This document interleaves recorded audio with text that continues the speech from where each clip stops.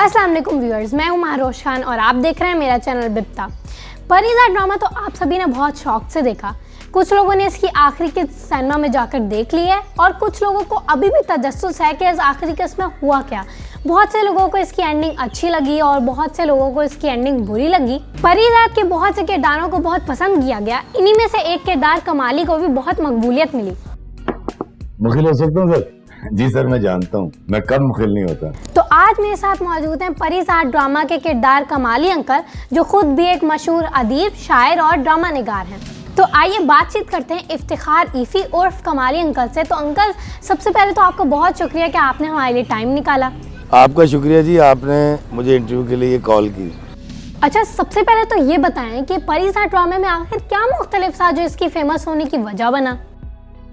परिज़ात ड्रामे में सबसे अहम बात तो ये है जी कि ये सास बहू के झगड़े से पाक एक ड्रामा था और शायद उसकी एक यही वजह थी। दूसरा ये था कि इसमें एक ऐसे शख्स की जो कि बड़ा अच्छा सोचता है और सॉफ्ट स्पोकन है, शायरी भी करता है और उसकी रंगत भी काली दिखाई गई। हालांकि मैं नहीं समझता काली रंगत हम सब की है, तो डिफरेंट था। तो अल्लाह ताला ने इज़्ज़त दी और इतनी इज़्ज़त दी फिर कि मैंने अपनी पूरी ज़िंदगी में इतनी शोहरत और इज़्ज़त मिलते किसी ड्रामे में को नहीं देखा। अच्छा, ये बताएं कि क्या सराहे जाने की ख्वाहिश इतनी अहम होती है कि इंसान अपने करीबी रिश्तेदारों से भी दगा कर सकता है, जैसे कि ड्रामे में नाहिद का किरदार दिखाया गया? नहीं, देखिए, नाहिद का किरदार डिबेटेबल है। इंसान बसा औकात अपनी गुर्बत से तंग आकर जिस तरह वो उसके पास आई थी और उसको लगा था क्योंकि उसका मियाँ उस पर जुल्म करता था। वो शौहर जो अपनी बीवियों पे जुल्म करते हैं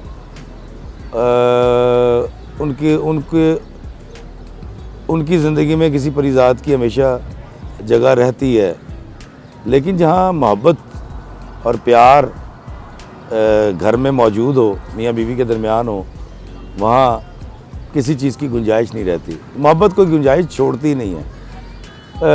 परिज़ात के पास उसका आना दरअसल बाद में साबित हुआ और उसने कहा भी एक सीन में, वो सीन आप मैंने मिस कर दिया, जिसमें उसने कहा कि मैं बहक गई थी और मैं गलत कर रही थी। वाकई असल चीज़ प्यार है, मोहब्बत है, जो मुझे अपने ही शौहर से करनी है। तो वो मैसेज भी था, शायद वो आपसे मिस हो गया। अच्छा, ये बताएं कि इंसान मोहब्बत की एक नज़र की खातिर क्या अपनी पूरी दौलत कुर्बान कर सकता है, जैसे ड्रामे में परिज़ात ने किया? क्या ऐसा हकीकी दुनिया में भी होता है? देखिए जी, पहली बात तो ये है कि कोई एक शख्स वाकई इस दुनिया की सारी नेमतों को छोड़ के एक मोहब्बत भरी नज़र के लिए अपनी ज़िंदगी लगा दे, ऐसा हो सकता है, मुमकिन है। कुछ लोग होते हैं जो इतना महदूद सोचते हैं, तो इसका तो जवाब ये है। लेकिन दूसरी बात ये है कि वो अपनी जायदाद, ये सारी चीज़ें छोड़कर इसलिए नहीं गया, मोहब्बत भरी नज़र के लिए नहीं गया। उसको ज़िंदगी का हकीकी मकसद समझ आ गया। उसको पता लग गया पैसा, दौलत, शोहरत ये कोई मायने नहीं रखती। असल चीज़ है हकीकी खुशी, और वो हकीकी खुशी उसको मिली बच्चों को पढ़ाने में, बच्चों को तालीम देने में। तो उसने, परिज़ात ने ये जायदाद छोड़ी सारी और ये आसाइशें छोड़ी, वो उसने किसी लड़की के लिए नहीं छोड़ी, उसने एक बहुत बड़े मकसद के लिए, जो कि तालीम था, उसके लिए छोड़ी है। तो मेरा ख्याल है मुझे भी ये बात समझ आ चुकी है कि पैसा इज़ नथिंग। ज़रूरत के तहत ज़रूर होना चाहिए कि मुझे ज़रूरियात पूरी हो, लेकिन ख्वाहिशात का क्या है, तो एक पूरी करे दूसरी आ जाएगी, दूसरी पूरी करे तीसरी आ जाएगी। तो बहुत बड़ा मैसेज परिज़ात से दिया गया और मुझे बड़ा अच्छा लगा, खुशी है मुझे। आपके ख्याल में ड्रामे की स्टोरी अच्छी है, जुमले या फिर अदाकारी? तीनों चीज़ें बहुत आला थी और हाशिम नदीम साहब ने बहुत खूबसूरत लिखा। हमारे डायरेक्टर जो हैं शहजाद काश्मीरी साहब ने बहुत अच्छा डायरेक्ट किया। एक्टरों ने परफॉर्म बहुत अच्छा किया। इसी चक्कर में मेरा क्रैक कमाली, मैं क्योंकि इतना तो अच्छी एक्टर, इतना अच्छी परफॉर्मेंस नहीं देता, लेकिन मैं भी हिट हो गया उसके अंदर। कमाली के किरदार की खुसूसियत क्या थी? कमाली के किरदार की सबसे बड़ी जो खुसूसियत है, जो मुझे लगी, गलती ज़रूर करता है, कोताही करता है, लेकिन फ़ौरन माफ़ी मांग लेता है। कमाली के पास ये जो मैजिक वर्ड है ना, सॉरी सर गलती हो गई, ज़बान फिसल गई, ये अगर मैं अपनी अमली ज़िंदगी में भी सीख लूँ तो मेरे सारे रिश्ते भी बच जाएँ, मेरे दोस्त भी बच जाएँ, मेरी नौकरी भी बच जाए और शायद मेरी आकबत भी संवर जाए, अगर इफ्तिखार ईफी अपनी हकीकी ज़िंदगी में कमाली की तरह सॉरी कहना सीख ले, माफ़ी मांगना सीख ले। मैं आपको बताता हूँ कि जो मैं पूरी दुनिया में अल्हम्दुलिल्लाह जाता हूँ, वहाँ बच्चों को मैजिक वर्ड्स सिखाए जाते हैं। और आपको पता है वो मैजिक वर्ड्स क्या हैं? Sorry, thank you. आप देखें, सॉरी और थैंक यू को मैजिक वर्ड्स कहा जाता है। ये जादुई तिलिस्माती ताकत रखते हैं। तो काश मैं भी अपने बच्चों को सॉरी कहना और माफ़ी मांगना सिखा दूं, हमारी सोसाइटी जन्नत बन जाएगी। क्या आपके ख्याल में परीज़ाद को अपनी सल्तनत में वापस आ जाना चाहिए? नहीं, परीज़ाद ने बहुत अच्छा स्टेप लिया है। ये लोगों को देखे, मैं पुरसकून रहता था, कुछ बाबा जी इशफाक साहब की तरबियत थी, कुछ वालदैन की, लेकिन फिर भी कहीं मैं उतावला होता था। मुझे गाड़ी भी चाहिए थी, मुझे एक ठंडी मशीन चाहिए थी, कमरा ठंडा करने वाली, मुझे बहुत कुछ चाहिए था। मैंने ड्रामा लिखने से हर चीज़ कमाई। मेरे पास आज भी 2 गाड़ी हैं, लेकिन मुझे ये बात समझ आ चुकी है कि पैसा, गाड़ी, बंगले ये पीस ऑफ माइंड नहीं देते। आप इसी पार्क में भी रात को आइएगा और इन बरामदों में मार्केट के देखिएगा, एक शख्स और कई अशखास लंबी तान के, एक गत्ता बिछा के, एक बारीक सी चटाई बिछा के, एक छोटी महीन सी रज़ाई लेकर सो रहे होते हैं। इतनी गहरी नींद सर्दी में सो रहे होते हैं, इतनी गधे घोड़े बेच के सो रहे होते हैं। और अल्लाह ताला मुझे वो नींद अता कर दे, वो पीस ऑफ माइंड अता कर दे जो उनके पास है। और उनकी कुल कायनात उनकी 2 जूतियाँ होती हैं जो सर के नीचे रखते हैं और सो जाते हैं। हमें तो रात को बार बार उठ के मोहल्ले से देखना पैंदा, यार गड्डी चोरी तो नहीं हो गई। ड्रामा लिखना शुरू किया तो अल्लाह ताला ने जब पहली दफ़ा पैसे दिए, पहली दफ़ा मैं उम्रे पे चला गया और उसके बाद मैंने कुछ पैसे जोड़े, मैंने सिटी ख़रीदी सेकंड हैंड 10 लाख रुपए की। वो आज भी है मेरे पास, वही है मेरे पास। तो जब मैं लेके वो घर आया तो मोहल्ले में एक मोहल्लेदार आया, उन्होंने देखा, उन्होंने कहा ओए क्या बात है यार, एडी प्यारी गड्डी किन्ने दी लीती? मैं कहा जी 9,85,000 रुपए की, 75 या 85 की। कहता ओए बड़ी सोहनी गड्डी है, इनू गली च ना खिलारना, चोरी हो जाएगी। मुझे बड़ा अजीब सा लगा। मैं थोड़ा सा आगे गया तो मेरा भाई आ गया, उसने देखी गाड़ी।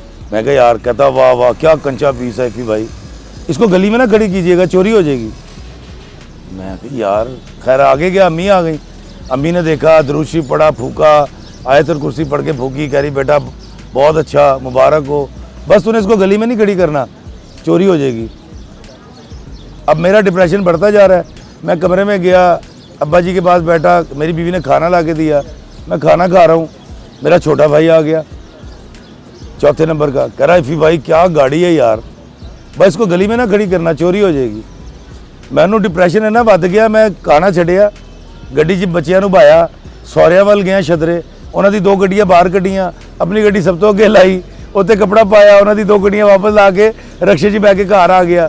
और मैं इसी खौफ से कि मेरी गाड़ी ना चोरी हो जाए, मैं 5 साल सिटी पे नहीं फिरता था। शहर से बाहर जाना सिटी काट ली, शहर में रहना तो खैबर चलाया करता था। फिर एक वक्त आया, मैं कि यार अजाब में की पाल लिया है, और फिर मैं अब उसी को चलाता हूँ। बताने का मकसद, इतना लंबा किस्सा सुनाने का ये था कि अल्लाह जब अता करता है तो फिर कबाहतें आती हैं, ये याद रखिएगा। अगर आप परीज़ाद की आखिरी किस्त लिखते तो क्या एंड करते? मेरा ख्याल है मैं इससे बड़ा एंड नहीं लिख सकता था। मैं यकीनन बड़ा कोई फिल्मी सा एंड लिखता उसका, और लोगों को खुश करने के लिए होता हैप्पी एंड। लेकिन ये जो एजुकेशन का बीड़ा उठाया और परीज़ाद ने जो मैसेज दिया, और फिर एनी और ये मिलके बच्चे पढ़ाएंगे, जैसा कि आपने भी बताया, आपने सिनेमा में देखा है, तो मेरा ख्याल है इससे बड़ा एंड नहीं हो सकता था। बहुत बड़ा एंड है, क्योंकि जब एक बच्चा पढ़ नहीं पाता तो वो डकैत भी बन सकता है, वो मजदूर भी बनेगा, वो कोई छोटा काम करेगा। जब छोटा काम करेगा, अगर क्रिमिनल नहीं भी होता तो फिर उसकी मेंटल हेल्थ का प्रॉब्लम हो जाता है, चीज़ें पूरी नहीं होती, डिप्रेशन होता है, बुढ़ी ने भी कुटता है, लोगों नाल भी लड़ता है। अगर नहीं लड़ेगा तो शायद खुद परेशान होकर डिप्रेशन में रहकर शायद उसको कोई प्रॉब्लम हो जाए। तो मेरा ख्याल है एजुकेशन शऊर देती है और ये बहुत ज़रूरी है। और परीज़ाद का एंड एक बहुत बड़ा एंड है, जिसके लिए मैं हम टीवी को, डायरेक्टर साहब को और हाशिम नदीम को बहुत मुबारकबाद देता हूँ। बहुत खूबसूरत एंड किया आपने। अच्छा, चूँकि आप इतने अच्छे शायर भी हैं तो हमें अपनी कोई गज़ल तो सुनाएं। कोई तुमसे है परेशान ज़रा देख तो लो, ऐसे होते हैं मुसलमान ज़रा देख तो लो, इज़्ज़त नफ्स को लोगों की कुचल डाला है और बने बैठे हो अनजान ज़रा देख तो लो, तुमको भेजा है मोहब्बत के लिए धरती पे और तुम हो गए हैवान ज़रा देख तो लो, दर्द लिखते हो मगर पढ़ नहीं सकते चेहरे, तुम तो हो साहिब ईमान, ज़रा देख तो लो। और कितने ही सख्त कलामी ने तुम्हारी मारे, कितने ही सख्त कलामी ने तुम्हारी मारे, मत करो ऐसा मेरी जान, ज़रा देख तो लो। मत करो ऐसा मेरी जान, ज़रा देख तो लो। कोई तुमसे है परेशान, ज़रा देख तो लो। ऐसे होते हैं मुसलमान, ज़रा देख तो लो। अच्छा, मैं चाहूँगी कि आप जाते जाते कोई नज़म सुना दें। हाँ, मुझे एक बड़ी अच्छी पोएम लगती है, मेरी बच्चियाँ पढ़ती हैं। मेरी ईरा की तो नहीं है, मेरे बड़े होने के बाद आई, लेकिन बड़ी अच्छी है। वो है कि मछली झील की रानी है, जीवन उसका पानी है। हाथ लगाओगे तो डर जाएगी, पानी से निकालोगे तो मर जाएगी। और ज़िंदगी भी ऐसी ही है, इससे मोहब्बतें निकाल दें तो ये भी मर जाती है। बहुत शुक्रिया, आपसे बातचीत करके बहुत अच्छा लगा। Thank you.